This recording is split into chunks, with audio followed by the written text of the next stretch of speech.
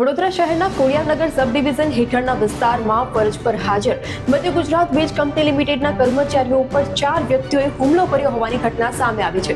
આ હુમલામાં વીજ કંપનીની ઓફિસમાં પણ તોડફોડ કરવામાં આવી હતી, જેમાં ઓફિસના કાચ અને દરવાજાને ભારે નુકસાન પહોંચાડવામાં આવ્યું હતું.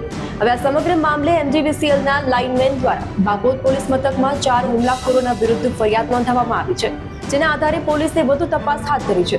આ અંગે લાઇનમેન અને ફરિયાદી મહેન્દ્રભાઈ મેવરભાઈ નાયકાએ બાગોદ પોલીસ મથકમાં નોંધાવેલ ફરિયાદ મુજબ તેઓ તેમના સાથી કર્મચારીઓ સાથે કોડિયાનગર સબ ડિવિઝન વિસ્તારમાં હાજર હતા. આ દરમિયાન ડેપ્યુટી ઇજનેરે ફોન કરીને જણાવ્યું કે શ્રીજી વિલા ફીડરની 11 kV વીજળી લાઇનનું કેબલ મહાનગરપાલિકાની કામગીરી દરમિયાન તૂટી ગયું છે, જેને તાત્કાલિક રિપેર કરવાની જરૂર છે.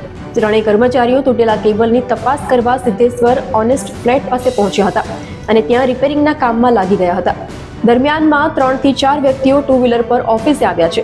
આ શખ્સો લાઇટ વારંવાર કેમ કાપો છો, આટલો સમય રિપેરિંગ કેમ નથી થયું તેમ કહીને ઝઘડો કરી રહ્યા છે. ગુસ્સે ભરાયેલા વ્યક્તિઓએ છૂટા પથ્થરના ઘા કરી ઓફિસની બારીના કાચ અને એક ભારે દરવાજો તોડી નાખી ભારે નુકસાન પહોંચાડ્યું હતું. સ્થાનિક રહીશોએ કર્મચારીઓ સાથે ઝપાઝપી પણ કરી હતી. સમગ્ર મામલે બાગોદ પોલીસ મથકમાં ફરિયાદ નોંધાવવામાં આવી છે.